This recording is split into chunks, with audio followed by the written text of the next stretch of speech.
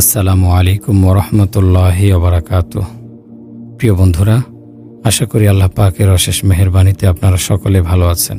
জান্নাতে নারীদেরকে কতটা সৌন্দর্য ও মাধুর্য দান করা হবে, অনেক মহিলার মনেই এই প্রশ্ন জাগে, কিন্তু তারা কারো কাছে জিজ্ঞেস করতে পারেন না। শুনুন, জান্নাতের খাদেমা সেবিকারা কেমন হবে। আল্লাহ রব্বুল ইজ্জত তা বলেছেন, কিন্তু জান্নাতি নারীদের সৌন্দর্য মাধুরীর অন্যরকম ব্যবস্থা করে রেখেছেন। এখনই বিষয়টি আপনাদের পরিষ্কার বুঝে আসবে। জান্নাতে যেসব খাদেমা সেবিকা থাকবে, আল্লাহ তাআলা তাদের সৌন্দর্য বিস্তারিতভাবে বর্ণনা করেছেন, কিন্তু জান্নাতি নারীদের সৌন্দর্যের আলোচনা তত বেশি করেননি। এতেও এক রহস্য আছে, এর মাঝেও আল্লাহ তাআলার পক্ষ থেকে অন্তর্নিহিত মর্ম রয়েছে।